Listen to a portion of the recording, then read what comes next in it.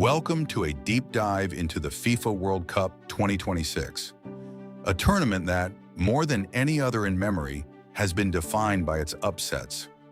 Over the next section, we'll trace the story from the group stage all the way through the quarterfinals. The shocks, the heartbreak, the penalty shootouts, and the underdog runs that have turned the world rankings upside down. This is the story of Cape Verde, Morocco, and the fall of 5 World Cup champions. Let's start with the big picture. This is the first World Cup played with 48 teams instead of 32, the largest expansion in the tournament's history. On paper, more teams should have meant an easier path for the traditional powers, softer group draws, a gentler start to the tournament. Instead, it's done the opposite. Bigger ranking gaps between opponents have produced some of the most dramatic underdog performances the World Cup has ever seen. 5 former champions and all 3 co-host nations didn't even make it past the round of 16. So why is this happening? 3 reasons. First, ranking gaps. With 48 teams, more debutant and lower-ranked nations are drawn directly against elite sides in the group stage. Second, talent depth. Today's so-called minnows field players from Europe's top leagues, which has closed the technical gap that used to separate the game's traditional hierarchy from its emerging nations. And third, knockout variants. Single elimination football rewards nerve over reputation. 3 round of 32 ties alone were decided by penalty shootouts. Let's begin at the beginning, the group stage. This is where debutants and underdogs first refused to play their expected roles, setting the tone for everything that followed. Our first upset, and arguably the story of the entire tournament. Cape Verde, an island nation of just around 525,000 people, playing in their first ever World Cup, held European champion Spain to a scoreless draw in Atlanta.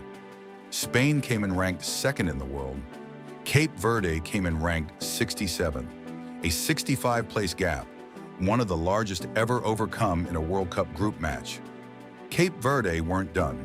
Against Uruguay, the very first World Cup champions back in 1930, they fell behind but fought back to level the score twice. Helio Varela's fearless late strike sealed a stunning 2-2 draw and confirmed Cape Verde was no fluke.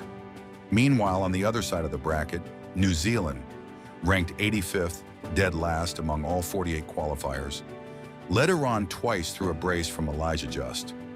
Iran leveled both times, but for New Zealand, a 2-2 draw against a stronger side felt like a victory in itself. Turkey came into this tournament as a fashionable dark horse pick. Many expected them to go deep. Australia had other ideas.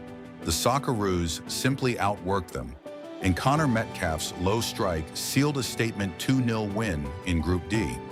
Saudi Arabia held Uruguay to a 1-1 draw in their opener, briefly evoking memories of their famous upset over Argentina back in 2022. They couldn't sustain that magic through the rest of the group, but it was an early sign of just how competitive this tournament would be. Egypt matched Belgium point for point in the group stage. A 1-1 draw that was a quiet but clear signal of the deeper competitiveness this expanded format has brought across every confederation. And here's one that foreshadowed a much bigger story to come. Ecuador beat 4-time champions Germany outright, 2-1, in the group stage.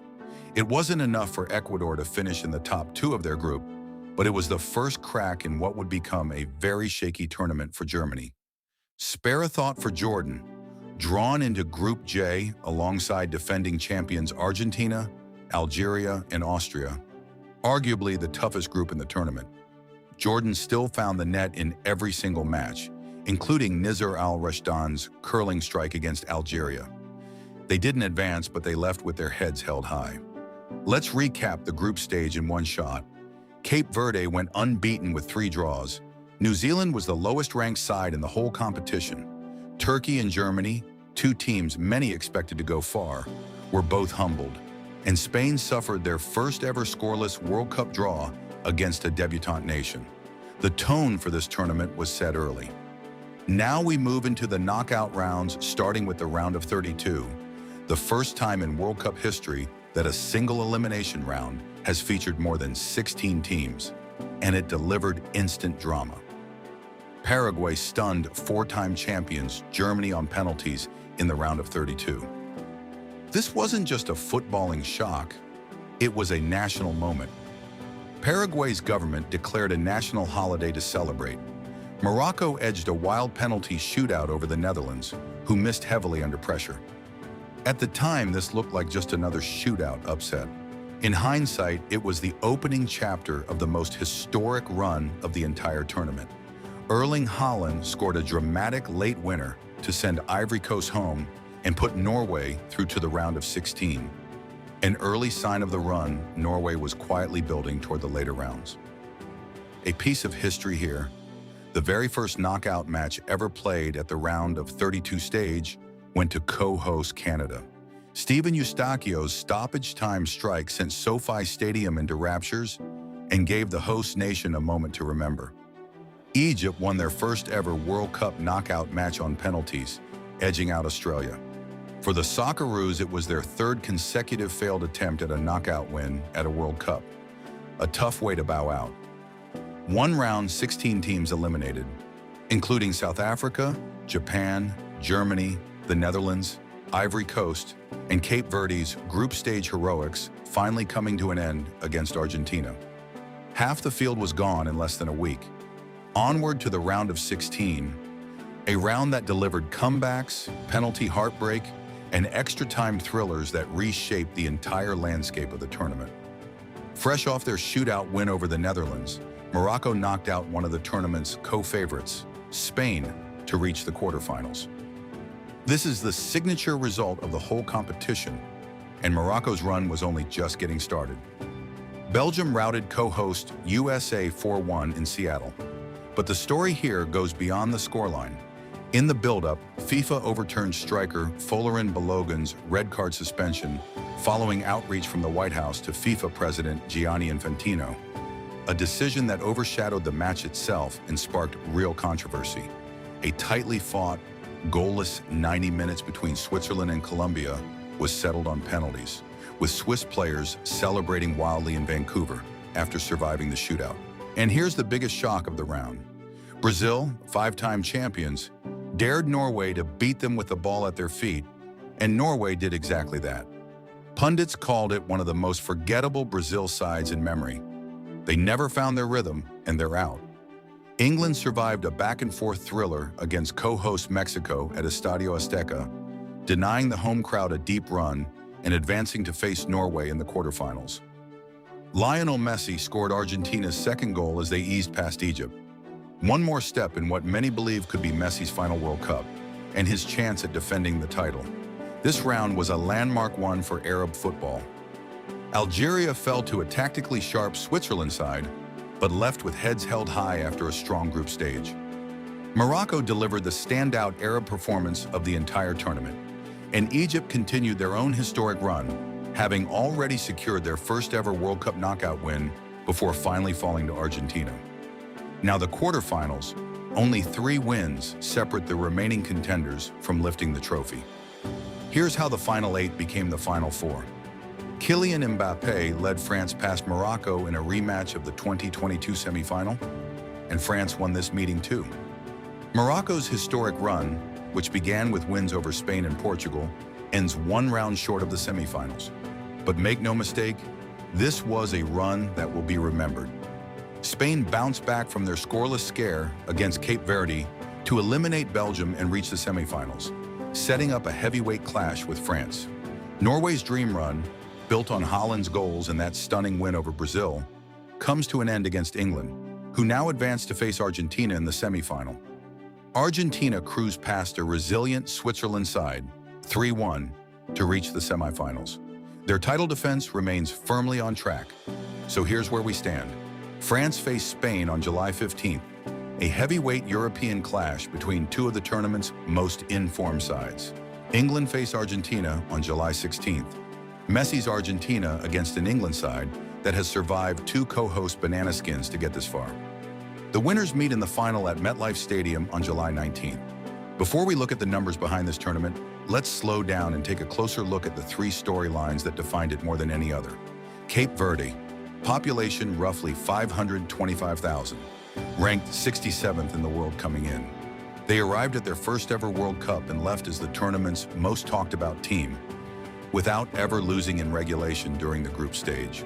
A scoreless draw with Spain, a dramatic comeback draw with Uruguay, and in the round of 16, they nearly completed the impossible, taking defending champions Argentina to extra time before Christian Romero's deflected header finally broke through in the 111th minute. Even without a single win, this is one of the greatest underdog runs in World Cup history. Morocco's knockout run was the most eye-catching of the tournament, a penalty shootout win over the Netherlands, followed by the elimination of co-favorites Spain. That set up a rematch of the 2022 semifinal against France, the match where Morocco became the first African nation ever to reach a World Cup semifinal 4 years earlier in Qatar. France won again, 2-0, but Morocco's run, a new generation replaying a piece of history, cements them as one of the most dangerous sides in world football. Argentina have yet to be seriously tested in the knockout rounds. They survived Cape Verde's extra-time scare, then cruised past Egypt and Switzerland. Messi keeps scoring deep into the tournament, keeping alive the possibility of a second consecutive title in what may be his final World Cup. A semi-final against England now stands between Argentina and the final at MetLife Stadium. Let's step back from individual results for a moment and look at the statistical shape of this tournament's chaos. Here are the largest ranking gaps overcome so far. Cape Verde versus Spain and New Zealand versus Iran each represent roughly a 65-place gap. And Brazil versus Haiti, going into their group stage match, represented an even larger 77-place gap on paper. These are the mismatches, on paper, that didn't always play out the way the rankings predicted. The underlying numbers explain a lot. Teams have averaged roughly 80 possessions and just 1.5 goals per game, meaning about 98% of possessions fail to produce a goal, and roughly 85% don't even produce a shot. That statistical tightness is exactly why disciplined underdog nations have been able to compete with, and sometimes beat, traditional powers who fail to convert their spells of pressure. 4 knockout ties so far have gone all the way to penalties. Paraguay over Germany, Morocco over the Netherlands, Egypt over Australia, and Switzerland over Colombia. In a tournament this tight, the smallest margins have decided nearly everything, which brings us to the giants who didn't survive. 5 former champions in all 3 co-host nations exited before the semifinals, a historic culling of the sport's traditional powers. Brazil, 5-time champions, went out in the round of 16 to Norway, called by pundits one of the most forgettable Brazil sides in recent memory. Germany, 4-time champions, were stunned by Paraguay on penalties in the round of 32, triggering that national holiday in Paraguay. The Netherlands were eliminated by Morocco on penalties in the round of 32 after missing heavily in the shootout. And Portugal fell to Spain 1-0 in the knockout stretch, likely ending Cristiano Ronaldo's final World Cup on a quiet note. Turning to the co-hosts, the USA were routed 4-1 by Belgium in the round of 16, amid all that controversy over the reinstated Balogun suspension. Mexico lost a thriller, 3-2, to England at Estadio Azteca, in front of their own home crowd. Canada made history as a co-host, recording the first ever round of 32 win, but were eventually eliminated by Morocco. And Ghana fell 1-0 to Colombia, ending a spirited campaign that included goals against tough opposition. Let's take a moment on this one, because it's been one of the most debated storylines off the pitch. Ahead of the USA's round of 16 match against Belgium, FIFA overturned a 1-game red card suspension for striker Balogun, allowing him to play. The reversal came after outreach from the White House to FIFA President Gianni Infantino, prompting accusations of political interference from UEFA and figures including former FIFA President Sepp Blatter. Balogun played, but it didn't matter. The USA lost 4-1 anyway. Stepping back, the 48-team expansion was designed to create more inclusive representation across confederations, and it has, with debutants like Cape Verde, Curacao, and Jordan making real marks on the tournament.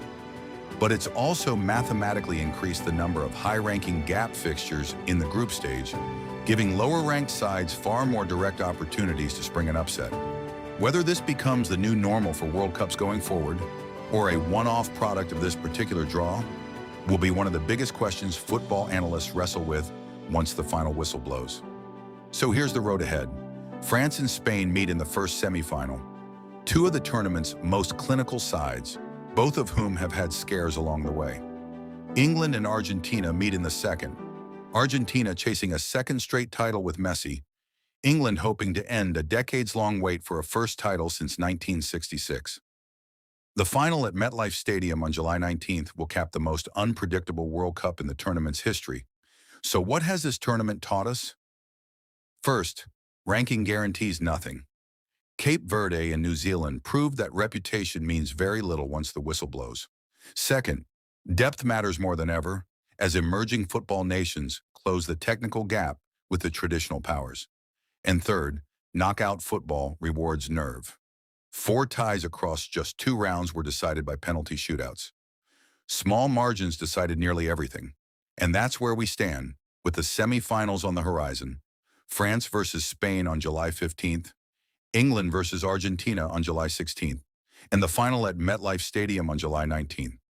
After everything we've seen, Cape Verde, Morocco, 5 fallen champions, and all 3 co-hosts sent home, one thing is clear.